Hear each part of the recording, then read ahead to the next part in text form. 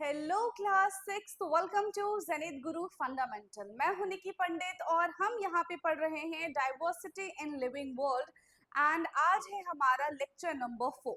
So last time हमने plants के बारे में कैटेगराइजेशन कर लिया था कि किस किस बेस पे हम प्लांट्स को कैटेगराइज कर सकते हैं on the basis of their shape, structure, on the basis of their leaf shape, on the basis of their flower, on the basis of their roots, on the basis of their cotyledon।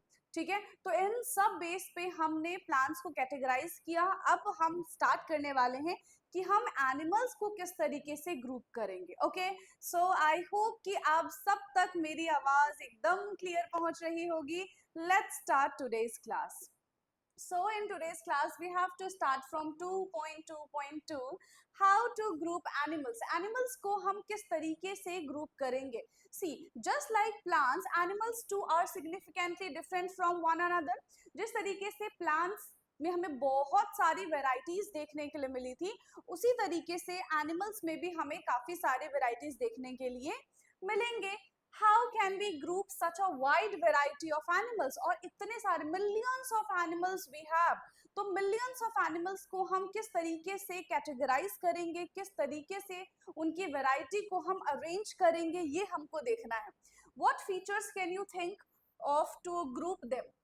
चलो पहले खुद से सोच लो कि किस किस base पे आप एनिमल्स को ग्रुप कर सकते हैं। सी, हम एनिमल्स को ग्रुप कर सकते हैं on the place where they live. ठीक है, क्योंकि जो बिल्कुल ऐसे ठंडी जगहों पे रहते हैं वो हमारे घर के आसपास नहीं मिलेंगे, है ना। जो डेजर्ट के प्लांट है, अगर आप चाहो कि आप अपना गेट खोलो और आपको कैमल दिख जाए, तो ये पॉसिबल नहीं है अगर आप डेजर्ट एरिया में नहीं रह रहे हैं तो। ठीक है, तो क्या होता है कि उनकी जो एरियाज हैं, एरिया बाय एरिया एनिमल्स के हैबिटेट की वजह से वो क्या हो जाते हैं, डिवाइड हो जाते हैं। पहले तो ये हो गए। ठीक है, कुछ छोटे एनिमल्स होते हैं, कुछ बड़े एनिमल्स होते हैं, तो इस तरीके से हम उनको कैटेगराइज कर सकते हैं। On the basis of their food हम उनको कैटेगराइज कर सकते हैं। ठीक है, तो यहाँ पे भी काफी सारे वेराइटीज हैं जिनसे हम एनिमल्स को क्या कर सकते हैं बेटा, कैटेगराइज कर सकते हैं। ठीक, so activity 2.3 you have already set some basis for the grouping animals। let us explore a few of these in more details। तो ऑलरेडी एक्टिविटी 2.3 में हम कुछ ग्रुपिंग कर चुके हैं एंड इसको और डिटेल में यहाँ पे हम पढ़ेंगे। ठीक है, सो activity 2.9 let us find out what we have to find। you have recorded the movement of a few animals in table 2.2। you may also have observed how other animals from one place to another, है ना, one place to place। देखो यहाँ पे क्या है, एक place और दूसरे प्लेस के एनिमल्स में हमें वेरिएशंस देखने के लिए मिलता है। ठीक है, तो ऐसा मान के चलो कि जो यहाँ के एक स्टेट के जो एनिमल होते हैं, दूसरे स्टेट के जो एनिमल्स होंगे, वहां पे हमें डेफिनेटली वेरिएशंस देखने के लिए मिलेंगे। इवन आप डॉग्स को भी देखो, ठीक है, कि आपके एरिया के डॉग्स जो हैं और दूसरे एरिया के डॉग्स को अगर आप देखोगे ना, तो उनमें आपको भी वेरिएशंस नजर आएंगे, उनके एनिमल्स में भी वेरिएशंस नजर आएंगे। कुछ ऐसे एनिमल जो आपके एरिया में नहीं मिलते, बट जब आप अपना एरिया शिफ्ट करते हैं तो वहां पे आपको, अपना स्टेट चेंज करते हैं तो वहां पे आपको उस टाइप के एनिमल्स देखने के लिए मिलेंगे। राइट, तो प्लेस टू प्लेस क्या है, ये वेरी करते हैं। Let us now think about the types of the movement in animals. अब हम मूवमेंट के बारे में बात करते हैं। देखो कुछ ऐसे एनिमल्स होते हैं, ठीक, जो क्या कर सकते हैं बताओ। कुछ ऐसे एनिमल्स होते हैं जो फ्लाई कर सकते हैं, छोटे छोटे जो एनिमल्स होते हैं। ठीक है, कुछ ऐसे एनिमल्स होते हैं जो क्रीप करके चलते हैं। कुछ ऐसे एनिमल्स होते हैं जो नॉर्मली वॉक करते हैं। कुछ ऐसे एनिमल्स होते हैं जो हमेशा दौड़ दौड़ के ही चलेंगे। ठीक है, जैसे अगर हम स्क्वेरल की बात करते हैं, स्क्वेरल क्या करता है भाई, उसको फर्क नहीं पड़ रहा। ठीक है, वो चलता ही नहीं है, वो दौड़ता है। वो किसी को देख ले ऐसे वो छुपन छुपाई खेलने लग जाता है। ठीक है, तो वो उनका नेचर है। ठीक, a number of animals are shown in figure 2.7। you can add more animals that you may have observed and create a poster on a variety of animals। तो यहाँ पे कुछ एनिमल्स हमको दे रखे हैं। ठीक, अगर आपको इनके अलावा भी कुछ एनिमल्स के बारे में पता है तो आप लिख सकते हैं। Which your body part are used by the animals in the poster you created and those in figure 2.7 for the movement। तो ऊपर हमने कैटेगराइज किया था ना प्लांट्स और एनिमल्स में। देखो यहाँ पे क्या क्या है, बर्ड्स भी हैं, ठीक है, एंट है, काउ है, बटरफ्लाई है हमारे पास, रैबिट है, ठीक है, अर्थवर्म है, टोटाइज है, फ्रॉग है। ठीक है, तो ये सारी चीजें हमारे पास यहाँ पे प्रेजेंट है। स्नेक है। ठीक, समझ में आ गया। डक है, डक, स्वान और फिश है। तो ये इतने वेराइटीज ऑफ एनिमल हमारे पास है। और इनमें देखो कुछ ऐसे एनिमल है जो लैंड पे रहते हैं, कुछ ऐसे एनिमल है जो पानी में रहते हैं, they are called aquatic animals. ठीक है, जैसे कि फिश वगैरह हो गया यहाँ पे। फ्रॉग तो लैंड पे भी रहता है और पानी में भी रहता है। ठीक है, तो ये दोनों टाइप का एनिमल हो गया। स्नेक भी देखो, वाटर में भी स्नेक रहते हैं। ठीक है, और पानी में तो रहते ही हैं। और कहीं कहीं आपने शायद से देखो, ये तो मैंने पिक्चर्स में देखा है, पर आई डोंट नो रियलिटी में ऐसा है कि नहीं, ये उड़ने वाले सांप। अगर आपको पता है तो मुझे बता सकते हो आप। ठीक है, चलिए, तो इनके मूवमेंट के बारे में यहाँ पे बात की गई है। अब हमने देखा कि कुछ एनिमल्स जो हैं वो क्या करते हैं, वो स्विम करते हैं। कुछ एनिमल्स जो हैं वो नॉर्मली वॉक करते हैं, जमीन पे ही रहते हैं। कुछ जो हैं वो फ्लाई करते हैं। ठीक है, तो इनके मूवमेंट की बेसिस पे भी हम इन एनिमल्स को कैटेगराइज कर सकते हैं। So list these animal in table 2.5.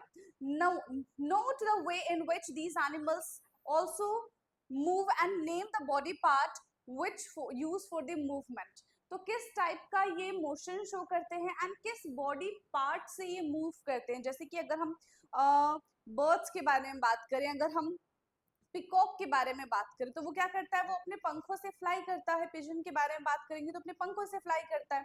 ठीक है, और अगर हम स्नेक के बारे में बात करें तो अपनी बॉडी से क्या करता है, वो क्या करता है, अपनी बॉडी से क्रॉल करके जाता है। ठीक है, अगर हम काऊ के बारे में बात करें तो वो क्या करेगा, वो अपने पैरों से चल के जाते हैं। फ्रॉग के बारे में बात करें तो वो भी अपने फीट से, पंजों से उछल उछल के जाते हैं, है ना। वो चलते तो नहीं, वो उछलते हैं ऐसे, एक जगह से दूसरी जगह पे उछल गए, फिर दूसरी जगह पे तीसरी जगह पे उछल गए, फिर तीसरे से चौथी जगह पे उछल गए। तो इस तरीके से वो करते हैं। अगर हम फिश के बारे में बात करें तो वो अपने टेल से, वो अपने फिश से मूवमेंट को अपने फ्लो में लेकर आते हैं और फिर मूव करते हैं। उनके छोटे छोटे पैर तो होते नहीं है, क्या होते हैं, उनके पास फिन्स होती है जिससे वो मूवमेंट करते हैं। ओके, सो ये इनके बॉडी पार्ट्स हैं। Some examples are given in table 2.5. Now ये है हमारे पास table 2.5, movements of animals and their body part involved.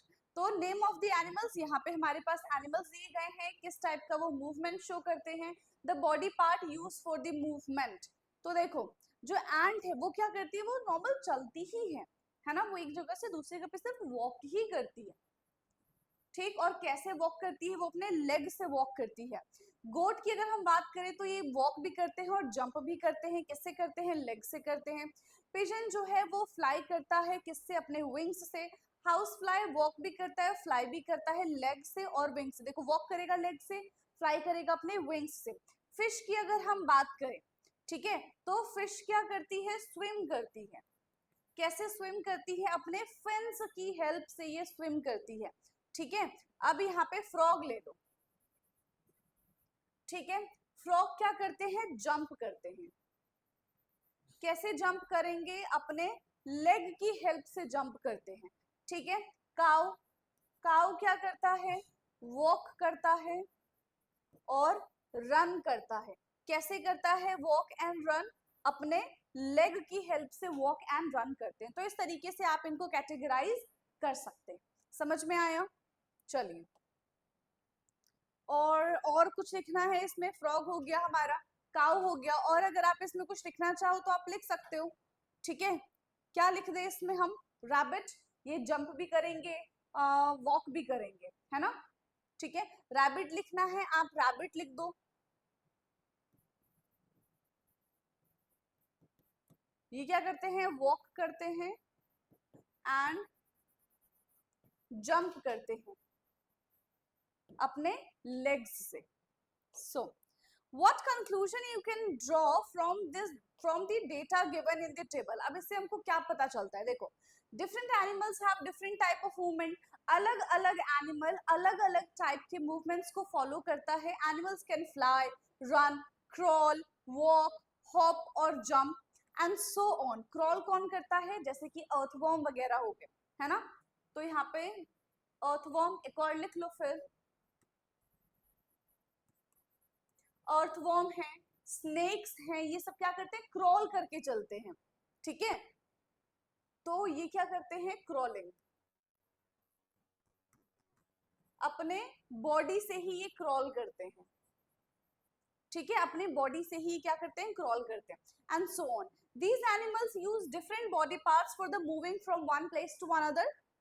They may use wings, legs and the other part that help them to move. तो अपने wings का इस्तेमाल करते हैं, अपने legs का इस्तेमाल करते हैं, ठीक है, और अपनी कभी कभी पूरी बॉडी का ही इस्तेमाल करते हैं, ठीक है, एक जगह से दूसरी जगह पे जाने के लिए.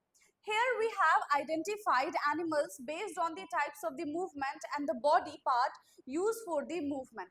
How can we group animals based on their movements? Yes, of course we can group the animals on the basis of their movement. ठीक है, सारे के सारे फ्लाई करने वाले एनिमल्स एक साथ, सारे के सारे एक्वेटिक एनिमल्स जो फ्रेंड्स से अपना मूवमेंट करते हैं वो एक तरफ, जितने भी पैरों से चलते हैं वो एक तरफ, ठीक है. तो on the basis of there movement we can easily categorize the animals. Additionally, many animals differ from each other in the shape, of course. बहुत सारे animals अपने shape, color, structure, size इन सब से vary करते हैं. Shape, size, structure, color and other features. Some of these features can also be used to group animals. जैसे कि मान लो कि सारे के सारे, ठीक है, सारे के सारे एनिमल्स जो बड़े बड़े, जिसका साइज बहुत बड़ा है, जैसे कि जिराफ कर लो, एलिफेंट कर लो, ठीक है, और ब्लू व्हेल कर लो, तो ये बड़े बड़े एनिमल्स है, तो इनको एक साथ कर दो. जो छोटे छोटे एनिमल्स है, जैसे कि मीडियम साइज की मानो, जैसे कि डॉग है, कैट है ना, गोट है, तो इनको एक कैटेगरी में कर दो. और छोटे छोटे एनिमल्स के बारे में अगर बात करें तो फ्लाइज हैं, बटरफ्लाई है, एंट है, तो इनको एक कैटेगरी में कर दो. तो on the basis of their size we can easily group the animal, ठीक. So in various way, like plants grouping of animals is like plants animals grouping is also very important to understand their diversity. क्योंकि देखो जितना diversity plant का है, ठीक है, जितनी विभिन्नता हमको प्लांट्स में, पेड़ पौधों में देखने के लिए मिली है, उतनी ही विभिन्नता, ठीक है, उतने ही प्रकार के एनिमल्स भी हमारे आसपास रहते हैं. Know a scientist. चलो भाई, अब देखो यहाँ पे एक साइंटिस्ट के बारे में हमको जानना चाहिए, ठीक है.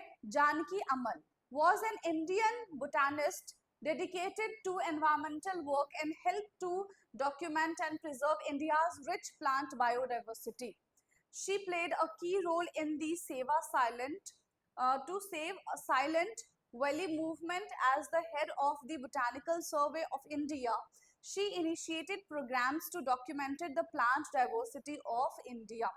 तो ये जो जानकी अमल है, इन्होंने क्या किया है, प्लांट्स को, एक बायोडाइवर्सिटी को हमारे सेव किया है, जिसमें वेराइटीज ऑफ प्लांट्स है, ठीक है, उनको प्रिजर्व किया है, उनको बचाया है.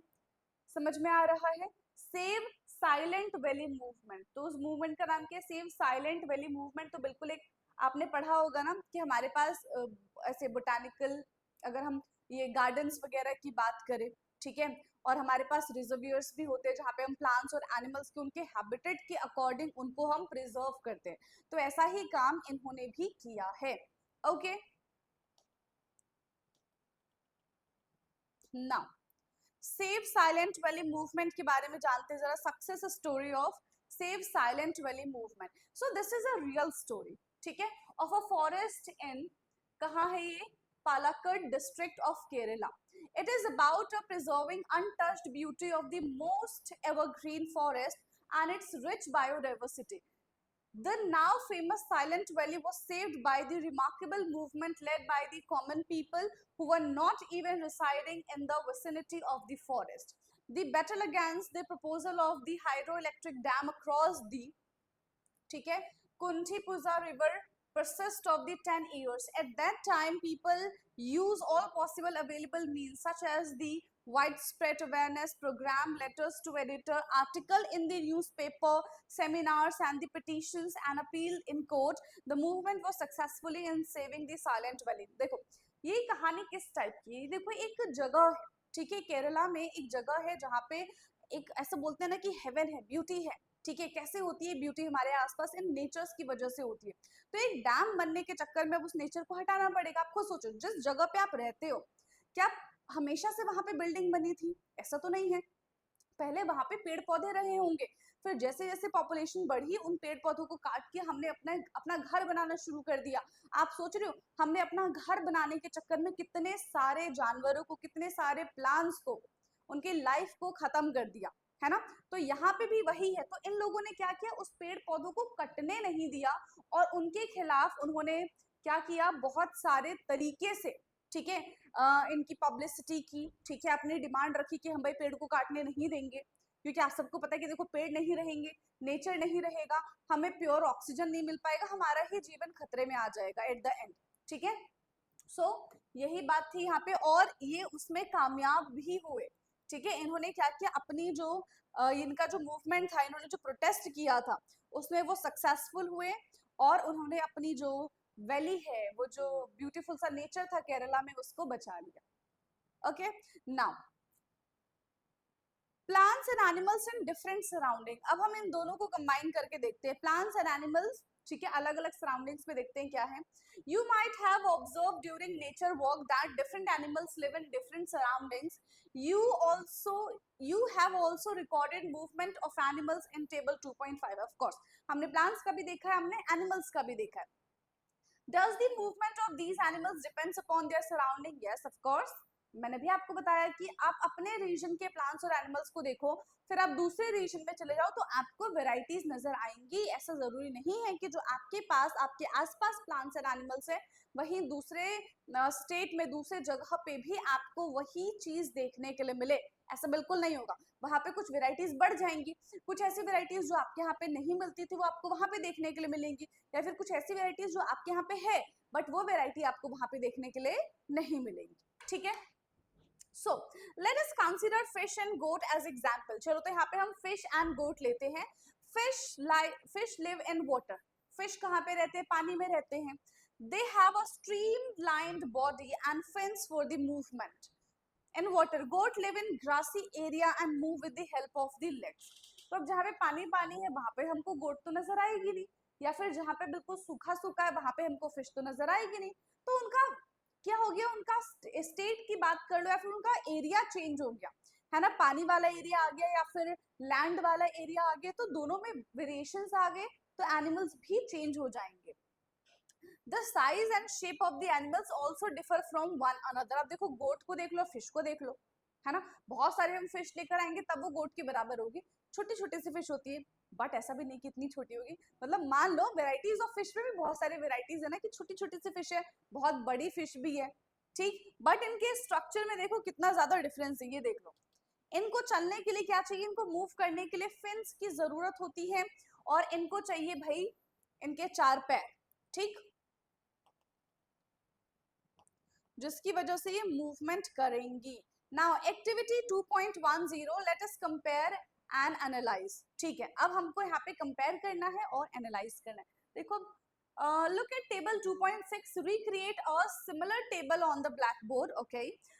List the name of the plants and animals you or your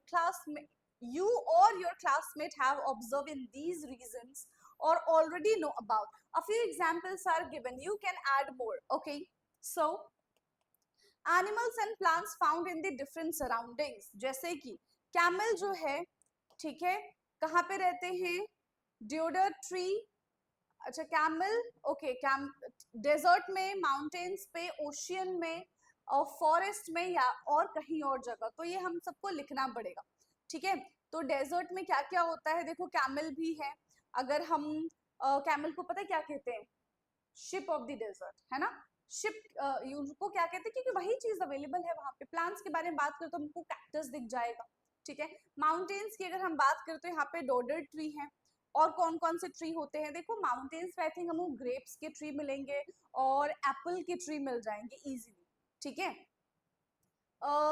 ocean की अगर हम बात करें तो हमको फिश मिलेगा, व्हेल्स मिलेंगे, डॉल्फिन्स मिलेंगे, ठीक है, क्रोकोडाइल मिलेंगे, स्नेक्स भी मिलेंगे। फॉरेस्ट में बात करें तो लायन है, टाइगर है, ठीक है, जिराफ है, वल्चर है, ये सारी चीजें मिलेंगी। और एनी अदर यानी कि अपने आसपास देख लो, हमको डॉग मिलेगा, कैट मिलेगा, ठीक है, माउस मिलेगा, रैबिट मिलेगा, स्क्वायरल मिलेगा। तो ये इनके एग्जाम्पल्स हो गए, ठीक है। Now, what are your observations regarding plants and animals found in the various region? तो हमारी क्या ऑब्जर्वेशन है, सी कि हर एक चीज एक जगह पे नहीं मिल सकती है। The reason behind it their habitat, ठीक है। क्योंकि आप खुद सोचो ना कि आप जिस स्टेट में हो वहां के लोग किस टाइप के, अपने अपने खुद से पहले कंपेयर करो। आप जहाँ पे हो वहाँ के लोग कैसे हैं, किसी दूसरे स्टेट में चले जाओ तो वहाँ की बोली, उनका पहनावा, ठीक है, और इवन उनका जो फेस स्ट्रक्चर होता है वो भी डिफरेंट होता है, ठीक है। हम देख के पहचान जाते हैं कभी कभी तो कि हाँ भाई ये यहीं से ही होगा। क्यों? क्योंकि वो उसी हैबिटेट को एक्वायर कर लेते हैं, उसी हैबिटेट में रहना पसंद कर देते हैं, ठीक है। तो उनकी सारी चीजें वैसे ही बनती चली जाती हैं, ओके। तो उसी तरीके से प्लांट्स एंड एनिमल्स का भी है कि वो उस एरिया पे ही रहेंगे, उसी का ही हैबिटेट एक्वायर करेंगे, उसको कहीं हम और शिफ्ट कर देंगे तो ये उनके लिए डिफिकल्ट हो जाएगा, हो सकता है कि ये उस एरिया में सरवाइव ना कर पाए। Discuss your observations with your classmates. You might observe from table 2.6 that the plants and the animals found in one kind of the region are different from those found in the another kind of the region. Yes, जो ऊपर table था जो मैंने आपको बताया था ये उसी के बारे में बात कर रहे हैं. Now, during a discussion in the classroom, Alex recalled that observed cactus plants with a thick and the fleshy stem in a desert of the Rajasthan. Maya shared that she saw deodar tree in the Himalayas of the Himachal Pradesh. And these trees are conical in the shape and have a flexible and sloping branches. तो यहाँ पे दो बच्चे हैं, एक बच्चा है Alex है और एक बच्ची है माया है, ठीक है। एलेक्स बताता है किसके बारे में, किसके बारे में बताता है एलेक्स? एलेक्स बताता है यहाँ पे हमें कैक्टस प्लांट के बारे में, कहता है कि वहां पे कैक्टस प्लांट है, ठीक है, कहाँ पे? राजस्थान में, है ना। और वो कैसा है? वो बहुत ज्यादा थिक है एंड फ्लैशी उसकी स्टेम होती है। आप देखो कि बाहर से जो कैक्टस होता है वो बहुत ज्यादा हार्ड होता है क्योंकि उसको पता है कि उसको हार्ड नेचर में ही सर्वाइव करना है, बट इनसाइड क्या होता है कि वो बहुत ज्यादा सॉफ्ट होता है। आप एग्जाम्पल लो एलोवेरा का, ठीक है। आपने ये तो एलोवेरा तो हम सबके घर में होता है। एलोवेरा में आप क्या देखोगे कि जो आउटर पार्ट है वो बहुत ज्यादा हार्ड है, लेकिन जैसे ही आप एलोवेरा को कट करोगे एक तो इतना सेटिस्फाइंगली वो कट होता है, ठीक है, और उसके अंदर वाला जो पार्ट होता है वो कैसा होता है? बहुत ज्यादा सॉफ्ट होता है, जेली लाइक स्ट्रक्चर होता है उसमें। तो कुछ ऐसा ही हमको कैक्टस में भी देखने के लिए मिलता है, ठीक। और फिर माया बताती है कि डिओडर प्लांट देखा है हिमाचल प्रदेश में जिसके कॉनिकल शेप्स है, ठीक है, उनकी कॉनिकल शेप के लीव होते हैं। ऐसा क्यों होता है? क्योंकि वहां पे बर्फ बहुत पड़ती है और उन पेड़ों पे बर्फ जम ना जाए इसलिए वो क्या करते हैं, उनके क्या करते नहीं है, ऑलरेडी उनका हैबिटेट ऐसा है कि वो क्या करते हैं, सारे को शेड आउट कर देते हैं और उनका शेप भी वैसा ही होता है, स्लोप टाइप में। और इवन वहां के जो घर होते हैं ना वो भी स्लोप टाइप में ही होते हैं ताकि जब भी बर्फ पड़े तो वहां पे एक जगह पे जमे ना रह जाए, ठीक है, वो सारे के सारे क्या हो जाए, नीचे की तरफ आ जाए। Now, notice that these two type of plants found in different region are different. अब देखो दोनों में क्या है, हमें राजस्थान में डेजर्ट एरिया में हमको किस टाइप का प्लांट देखने के लिए मिल रहा है, हिमाचल प्रदेश में हमको किस टाइप का प्लांट देखने के लिए मिल रहा है। Now, why is it so? Why does the biodiversity of a region vary from that of the other? Another, let us find out. अब इतना वेरिएशंस क्यों है, क्या रीजन है इतना वेरिएशंस होने का? Let's find out. So there is a very little water available in the desert. ये तो हमको पता है। और हमारे जो आसपास के पौधे हैं ना वो हमारी तरफ बहुत पानी यूज करते हैं, ठीक है। तो उनमें पता है क्या होता है, जैसे ही वो अपना स्टोमेटा खोलते हैं, ठीक है, एक्सचेंज ऑफ गैसेस करने के लिए, तो वहाँ पे फटाफट से ट्रांसपिरेशन हो जाता है और पानी सूख जाता है। फिर हमको सुबह भी पानी देना पड़ता है पौधों में, शाम को भी पानी देना पड़ता है। हम तो कर देते हैं, क्यों? क्योंकि हमारे पास बहुत पानी है, ठीक है। लेकिन अगर हम राजस्थान वगैरह की बात करें जहाँ पे पानी की कमी है तो वहां पे क्या होता है, प्लांट भी उसी तरीके से समझदार होते हैं, ठीक है, उनको भी नहीं चाहिए इतना सारा पानी, है ना। वो अपना ख्याल खुद ही रख लेते हैं कि भाई हमको एक बार पानी दे दो, है ना, थोड़ा बहुत पानी दे दो, हम अपना गुजारा उसी में ही कर लेंगे, चाहे उनके प्लांट्स हो चाहे उनके एनिमल्स हो। उनको पता है कि पानी नहीं है, ठीक है, तो वो वैसा ही अपना हैबिटेट बना लेते हैं। A hot desert is typically very hot during the day and very cold at night. Therefore, you will find plants and animals in these areas that can tolerate and survive both the hot conditions during the day and the cold conditions during the night. The fleshy stem of the plants found in the desert can store water and help them to tolerate the hot conditions in these places. तो पहले क्या करते हैं, अपना ration पानी जमा कर लेते हैं क्योंकि उनको पता चल गया कि भाई हमको यहीं पे रहना है हमेशा हमेशा के लिए, हम यहीं के प्लान्स हैं, तो क्यों ना पहले से पानी स्टोर कर ले। और ट्रांसपिरेशन, क्योंकि देखो बाहर का सरफेस कैसा होता है, इनका हार्ड होता है, तो वो ट्रांसपिरेशन करने से इनको रोक देता है, पानी वेस्ट करने से इनको रोक देता है, ठीक है। तो अपना आराम से पानी को स्टोर करते हैं और वो हॉट कंडीशंस में भी सर्वाइव कर पाते हैं और वो कोल्ड कंडीशंस में भी सर्वाइव कर पाते हैं, ठीक। The mountains in extremely cold region experience a frequent snowfall. In order to survive in such conditions, some of the tree have the ability to let the snow slide off easily. Conical shape and sloping branches of the deodar tree enable them to do so easily. तो हमने देखा कि जो mountains के trees होते हैं वो कैसे होते हैं, कॉनिकल शेप में होते हैं, उनके पत्ते भी निडल लाइक स्ट्रक्चर होते हैं, कैनोपी बनाते हैं इस तरीके से, और उनके जो प्लांट का शेप होता है वो भी कॉनिकल शेप में ही होता है। ऐसा क्यों है? क्योंकि अभी मैंने आपको बताया वहां पे पड़ती है बर्फ, बर्फ पड़ेगी तो वो पौधों पे जाके जम जाएगी, तो उसको शेड आउट करने के लिए उनका स्ट्रक्चर कैसा होता है, स्लोप की तरह होता है। Okay, you must have understood by now that the biodiversity vary from region to region because of the diverse condition. किस वजह से इनकी डाइवर्सिटी डिफरेंट है? क्योंकि उनका कंडीशन अलग है, हर जगह की कंडीशंस अलग है, कहीं बहुत ज्यादा ठंड होती है, कहीं बहुत गर्मी है ना, तो प्लांट्स भी बेचारे क्या करेंगे, उसी के हिसाब से अपने हैबिटेट को लेकर आएंगे। तो क्योंकि क्लाइमेटिक वेरिएशंस हैं, उनकी वजह से हमें डाइवर्सिटी में डाइवर्सिटी देखने के लिए मिलती है, प्लांट्स की भी और एनिमल्स की भी। ठीक, look at the image of the camel from the hot desert of the Rajasthan and camel from a cold desert of the Ladakh. देखो दोनों में ही यहाँ पे वाओ दिख रहा है यहाँ पे, हाँ देखो ये कहाँ है, camel living in the hot desert of the Rajasthan, ये राजस्थान की कैमल है और ये लद्दाख की कैमल है। तो यहाँ पे कैसी होती है, यहाँ पे ठंड पड़ती है, ठीक है, यहाँ पे बहुत कोल्ड होता है और यहाँ पे बहुत गर्मी होती है, हॉट होता है। तो देखो इनके पैर जो है, एक तो इनके पैर बहुत बड़े होते हैं ताकि हीट इनकी बॉडी तक इजिली ना पहुंच पाए, और ये कितने सुखड़े से हैं। यहाँ पे देखो इनके ऊपर बहुत ज्यादा फैट है, ठीक है, फैट क्यों है, ताकि इस ठंडी कंडीशन में सरवाइव कर पाए। और इनके पैर देखो कैसे, और इनके पैर देखो कैसे, ठीक है, ताकि इनके पैर जो है इनके अंदर धंस ना जाए, चाहे बर्फ हो चाहे रेगिस्तान हो, दोनों में। तो है तो दोनों ही कैमल, बट इनके वेरिएशंस में दिख रहे हैं कितना इनके डिफरेंस दिखने के लिए हमको मिल रहा है। ठीक, क्यों? क्योंकि इनका कैसा है, क्लाइमेटिक कंडीशन दोनों जगह का बिल्कुल अलग है। Now the camel in the hot desert has the long leg with the wide hooves. Alex shared this with his grandmother, told him that the longer leg and the wide hooves help them camel to walk on the sandy desert without sinking into the sand. आप खुद सोचो ना कि हर जगह रेत ही रेत है, अगर आप रेत रेत वाले एरिया में हील्स पहन के चले जाओ तो क्या होगा, बार बार आपकी हील्स उस रेत में चले जाएंगे। लेकिन वहीं अगर आप स्लीपर्स पहन के जाओ फ्लैट बिल्कुल, तो आप इजीली वॉक कर पाओगे। तो जितना ज्यादा आपका एरिया होगा उतना इजीली आप वहां पे मूव कर पाएंगे, ठीक है। तो इस वजह से उनके जो लेग होते हैं वो कैसे होते हैं, थोड़े से ब्रॉड होते हैं, ताकि वो डेजर्ट में, वो उस रेत में अंदर घुस ना जाए। On the other hand, the height and the leg of the camels in the cold desert are comparatively shorter than those found in the hot desert. तो जो कोल्ड डेजर्ट की कैमल्स होते हैं उनके लेग उतने लंबे नहीं होते जितने हॉट डेजर्ट वाले कैमल्स के होते हैं, and these short legs allow them to walk easily in the mountain region. और यही उनके जो छोटे छोटे पैर होते हैं, छोटे छोटे इन द सेंस की हाइट में छोटे, तो वो उनको इस एरिया में मूव करने में हेल्प करते हैं। ठीक,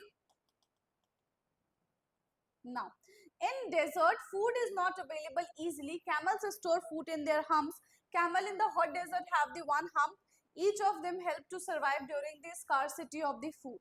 तो कैमल्स के पास भी हम्प होता है, मतलब दोनों कैमल्स के पास हम्प है, क्योंकि बहुत ज्यादा गर्मी, बहुत ज्यादा ठंडी में यहाँ पे क्या होता है कि खाना इजीली उनको मिल नहीं पाता, तो अपने हम्प में क्या करते हैं, जो पीठ पे उनका हम्प होता है वहां पे उनको स्टोर कर लेते हैं कि जब भी भूख लगेगी फिर वहां से वो उनको यूज कर लेंगे। Camel in the cold desert have two humps each. These two humps shrink in the late winters because there is not much food available in the cold desert and they have to use food store in their hump during that time. ठीक है, तो जो hot desert वाले camels होते हैं उनका एक ही hump होता है, एंड जो कोल्ड डेजर्ट वाले एनिमल्स होते हैं, जो कैमल्स होते हैं, उनके पास दो हम्प होता है, ठीक है। और जब बहुत ठंडी पड़ना शुरू हो जाती है तो उनको बिल्कुल भी खाना नहीं मिलता, तो उसी हम्प से निकाल के वो क्या करते हैं, खाना खाते हैं। समझ में आया? Moreover, they grow long hair from the head to neck, which help them to survive the cold winters of the Ladakh. ये तो मैंने आपको बताया था, ठीक है। उनकी बॉडी पे बहुत सारा फैट होता है, पहली चीज, और दूसरी चीज क्या है बताओ, कि उनकी बॉडी पे जो बाल है ना, वो उनको क्या करता है, ठंड से बचाता है। What other features can help camels to survive in the desert? अब कौन कौन से और फीचर्स हो सकते हैं जो कैमल्स को उन कंडीशंस में सर्वाइव करने में हेल्प करेंगे. Other students also start sharing their observations. Kashi from Rajasthan says that camel excrete a small amount of urine. और बहुत ज्यादा कॉन्सेंट्रेटेड होता है. क्यों? क्योंकि उतना उनको पानी नहीं मिलता है, उतना वो पानी कंज्यूम नहीं करते, तो उनका जो यूरिन होगा वो भी कैसा होगा, कम ही होगा. ठीक है. देयर डंक is dry and they do not sweat. उनका जो डंक है, उनका जो वेस्ट है वो भी ड्राई होता है और उनको पसीना नहीं आता. क्यों? क्योंकि बॉडी में तो पानी की कमी है. As camel do not lose much water from their bodies, they can survive for many days without drinking water. अब वो क्या करते हैं, पानी को बहुत बचा बचा के इस्तेमाल करते हैं. ठीक है. अब सोचो कि आपने पूरे दिन ही 1-2 ग्लास पानी पिया, तो आप कितने बार वॉशरूम जाएंगे? 2 बार चले जाएंगे पूरे दिन में, 3 बार चले जाएंगे, उससे ज्यादा तो नहीं जाएंगे. अब आप हर घंटे में पानी पी रहे हो, तो अब आप हर घंटे वॉशरूम जाएंगे, तो डिपेंड करता है कितना आप पानी पी रहे हो. ठीक है. हम ज्यादा पानी पीते तो बहुत हेल्दी भी लगते हैं. ठीक है. चलो, तो ये उस पर डिपेंड करता है. ठीक है. क्योंकि इनके पास पानी तो है नहीं, थोड़ा सा पानी पियेंगे और हफ्तों हफ्तों तक उसी पानी के साथ वो बिता देंगे. Maya talk about seeing plants with a beautiful bright flowers. ठीक है. तो देखो यहाँ पे दिख रहा है ना हमको, ये ऐसा आपने शायद देखा होगा, है ना. कौन सा ये पौधा है भाई? ये है हमारा रोहोडेंड्रॉन्स. कौन सा है? रोहोडेंड्रॉन्स in the Shola forest in Nilgiris. Here rhododendrons are shorter height and have a smaller leaves to survive through the heavy winters. और देखो यहाँ पे क्या होते हैं, इनके पत्ते कैसे दिख रहे हैं हमको, इनमें फ्लावर्स भी दिख रहे हैं क्या? ये सारे के सारे क्या है, फ्लावर्स ही फ्लावर्स है, और इनमें छोटे छोटे छोटे छोटे छोटे पत्ते होते हैं ताकि विंटर्स में खुद को प्रोटेक्ट कर सके. ठीक है. However, Pema, who's from Sikkim, mentioned that she has observed rhododendrons in nearby mountains to be taller. So even plants such as rhododendrons may exhibit different features in the different region. Survival the conditions of those regions. देखो यहाँ पे कितना प्यारा लग रहा है, कितना प्यारा लग रहा है. देखो ये है रोहोडेंड्रॉन्स नीलगिरी का और ये है हमारा सिक्किम का. ठीक है. दोनों में देख रहे हो कितना वेरिएशन है. उसमें हाइट उनकी छोटी थी. अभी जैसे हमने कैमल के बारे में बात किया कि है तो दोनों ही कैमल, बट हॉट एरियाज में उनके फीचर्स अलग होते हैं, कोल्ड एरियाज में उनके फीचर्स अलग होते हैं. ऐसे ही यहाँ पे देखो सिक्किम में इसके फीचर्स अलग है, सेम प्लांट्स है, और नीलगिरिस में इसके फीचर्स अलग है. ठीक. So region to survive the conditions of those region. Sagar tell his classmate that he went to Andaman and Nicobar. तो सागर कहाँ गया था? अंडमान एंड निकोबार गया था. ठीक है.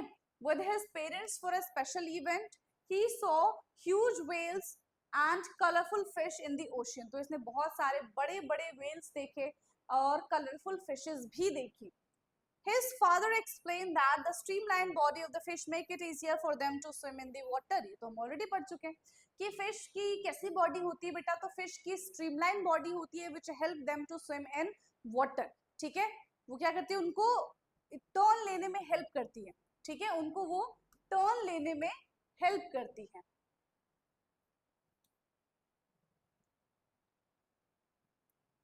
नाउ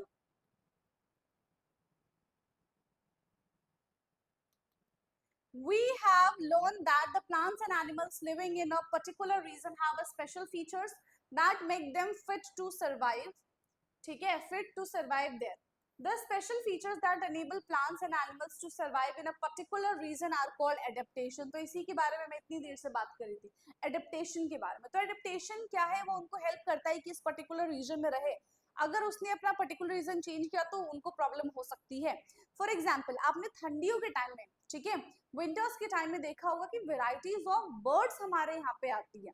ठीक है. तो वो क्या करती हैं, वो दूसरे जगह पे रहती हैं, है ना, और फिर वहां पे एक ऐसा रीजन आ जाते हैं जहाँ पे उनको खाना नहीं मिलता, पानी नहीं मिलता, तो वो क्या करती है, एक जगह से दूसरी जगह पे माइग्रेट करती हैं. ठीक है. क्या करती है? वो माइग्रेशन करती हैं. The shape of the dodder tree and the height of the rhododendrons are the adaptation that enable them to survive in the mountains region. तो उन्होंने क्या किया, उस रीजन के हिसाब से उसमें ढल गए. ठीक है. अगर वो रीजन के हिसाब से चेंज नहीं होंगे तो क्या हो जाएगा, वो ग्रो नहीं कर पाएंगे, वो डेड हो जाएंगे. ठीक. The place where plants and animals live is called habitat. तो habitat क्या होता है कि जहाँ पे वो plants और animals रहते हैं, that is called its habitat. और उस सिचुएशन में खुद को ढाल लेते हैं, that is called adaptation. For example, the habitat of the sea turtles in the sea or the ocean The habitat of the camel is the hot or the cold desert, and the habitat of the rhododendrons in the mountains. The habitat of the plants and animals provide them food, water, air, shelter, and the other needs for the survival. Many type of plants and animals may share the same habitat. Habitat play an important role in the shaping of the biodiversity of a region. तो habitat में क्या क्या चीजें आती हैं, habitat में क्या क्या चीजें आती हैं, उनका food आता है, ठीक है, उनका शेल्टर आता है, उनका लिविंग ऑफ वे आता है, तो उस तरीके को क्या करते हैं, अडेप्ट कर लेते हैं और उसी रीजन में रहना फिर पसंद करते हैं. Okay, know a scientist. Okay, तो अभी हमने ऊपर भी एक साइंटिस्ट देखा था, यहाँ पे हम दूसरे साइंटिस्ट के बारे में फटाफट से बात कर लेते हैं. तो Salim Ali traveled across India to observe diversity in birds. तो जो सलीम अली है वो बर्ड्स की डाइवर्सिटी को देखने के लिए पूरे इंडिया में क्या करते हैं, वो ट्रैवल करते थे. He prepared a list of the birds and documented their travel routes and the habitat. तो वो बर्ड्स के ट्रैवल रूट, देखो अभी मैंने आपको बताया था ना कि विंटर्स पे क्या होता है कि आपको अपने आसपास वेराइटीज ऑफ बर्ड्स नजर आएंगे जो पहले नजर नहीं आते थे समर्स में. तो क्या हुए हैं, वो एक जगह से दूसरी जगह पे ट्रांसफर हुए हैं, शिफ्ट हुए हैं, ठीक है, उन्होंने माइग्रेशन किया है फॉर फूड एंड शेल्टर. तो वो उन्हीं के बारे में डॉक्यूमेंट्स बनाते थे. He recorded the region with the high diversity of the birds and took measures to the conserve these regions. ठीक है, फिर है यहाँ पे Keoladeo national park in Bharatpur Rajasthan and Ranganathittu bird sanctuary in मध्य in Mandya, Karnataka are examples of the regions he preserved. He wrote landmark series of the 10 books on the birds of the Indian subcontinent and he is referred as the birdman of the India. ठीक है, इनको क्या कहा गया, इन्होंने देखो काफी सारे डॉक्यूमेंट्स वगैरह बुक्स वगैरह लिखी हैं बर्ड्स के ऊपर, इसलिए इनको क्या कहते हैं हम, Birdman of India. And he was awarded Padma Vibhushan in 1976 for his work. Now what are the different ways you can group plants and animals based on their habitat. चलो, तो हैबिटेट के बेस पे हम प्लांट्स एंड एनिमल्स को कैसे group करेंगे. कुछ ऐसे एनिमल्स होते हैं, ठीक है, जो ठंडे एरिया में रहना पसंद करेंगे, कुछ गर्म एरिया में रहना पसंद करेंगे, कुछ दोनों में सरवाइव कर जाएंगे. सो वो उन्होंने क्या किया, उस रीजन को, उस एरिया को, वहाँ के क्लाइमेट को अडेप्ट किया है, ठीक है. तो उस बेसिस पे भी हम एनिमल्स को कैटेगराइज कर सकते हैं, ठीक. So on the way to group them into their life, into that live on the land or those live in the water, ठीक है, तो land और water के basis पे already हम discuss कर चुके हैं. The plants and the animals that live on land are said to live in the terrestrial habitat. Some examples of the terrestrial habitat are the forest, desert, grasslands and the mountains, क्योंकि सबके सब land में आते हैं, ठीक. The plants and the animals that live in water, उनको क्या कहा जाता है बेटा, उनको कहते हैं हम aquatic habitat. Some example aquatic habitat तो क्या हो जाएगा, ponds, lake, rivers and the oceans. Some animals such as frog can live, दोनों जगह रहते हैं, ठीक है. इनको क्या कहते हैं हम, amphibians कहते हैं. क्या होते हैं amphibians, जो water पे भी रहते हैं और जो land पे भी रहते हैं, ठीक है. What would happen if the habitat of the plants और एन एनिमल्स इज डैमेज, अगर किसी का हैबिटेट डैमेज हो जाता है तो उस केस में क्या होगा. What would happen if a goat does not get grasses to eat, can a fish survive without water. देखो अगर वो उनको अपना हैबिटेट नहीं मिलता है तो it would be difficult for them, ठीक है, उनके लिए सर्वाइवल, उनका जो सर्वाइवल है वो मुश्किल में पड़ जाएगा. Check with your parents, grandparents and the neighbors to know what plants, birds and insects or any other animals they used to see frequently in their childhood but do not see as often now. तो हमने वो गौरैया देखी थी, है ना, जो brown colour की बर्ड्स होती थी, छोटी छोटी सी प्यारी प्यारी सी बर्ड्स होती थी, अब वो नजर नहीं आती है, ठीक है, अब वो नजर नहीं आती. वो क्या हो गई है, वो उनकी जो प्रजातियां वो धीरे धीरे विलुप्त हो रही है, धीरे धीरे खत्म हो रही है, ठीक है. These changes often happen when the habitat are damaged. तो ये कब होता है, उनकी प्रजातियां विलुप्त कैसे होने लग जाती है, जब उनका हैबिटेट उनको प्रॉपर नहीं मिल पाता. जैसे आप सबने डायनासोर के बारे में बहुत सुना होगा कि पहले क्या होता था, डायनासोर हुआ करते थे, पर अब डायनासोर नहीं है. पर ऐसा नहीं कि सिर्फ डायनासोर की बात चलती है यहाँ पे, बहुत सारे ऐसे प्लांट्स और एनिमल्स हुआ करते थे पहले के टाइम पे, but due to their habitat change वो सर्वाइव नहीं कर पाए एंड उनकी पूरी की पूरी प्रजातियां ही धीरे धीरे विलुप्त हो गई, ठीक. The damage to habitat of the plants and animals result in the loss of their home, ठीक है, उनको होम नहीं मिलेगा, उनको घर नहीं मिलेगा, उनको खाना नहीं मिलेगा, उनके सर्वाइवल के लिए उनको चीज नहीं मिलेगी, तो वो सर्वाइव कैसे ही कर पाएंगे, है ना। And this lead to the loss of their biodiversity, और इसकी वजह से उनकी बायोडाइवर्सिटी पूरी तरीके से खत्म हो जाएगी। सो जैसे कि देखो यहाँ पे क्या है, the population of the Bengal tiger, आप सबने बंगाल टाइगर के बारे में सुना होगा, तो इस पे मूवमेंट भी हुआ था। The population of Bengal tiger, cheetah and the great Indian bustard have decline in India due to the loss of nature habitat. तो इनको इंडिया में क्या हुआ कि इनका हैबिटेट नहीं मिला, तो धीरे धीरे इनकी प्रजातियां जो है वो कम हो गई। अब इनको इनका हैबिटेट क्यों नहीं मिल रहा है भाई? ह्यूमन एक्टिविटीज से। अभी मैंने आपको बताया कि आप जहाँ पे पहले रहते थे, क्या वो हमेशा वहां पे घर बना हुआ था? ऐसा तो नहीं है। पहले वहां पे पूरी तरीके से जंगल हुआ करते थे, फिर हमने उन जंगलों को काट के अपनी नीड के लिए, अपने अकॉर्डिंग हमने अपना महल बना लिया, हमने अपना घर बना लिया, ठीक है, और हमने बहुत सारे प्लांट्स और एनिमल्स को बेघर कर दिया, उनके हैबिटेट को नष्ट कर दिया। The government of India has initiated several projects to conserve our biodiversity, जैसे प्रोजेक्ट टाइगर था, was initiated, अच्छा यहाँ से MCQ के फॉर्म में क्वेश्चन आ सकता है, ठीक है। Project tiger was initiated in 1973।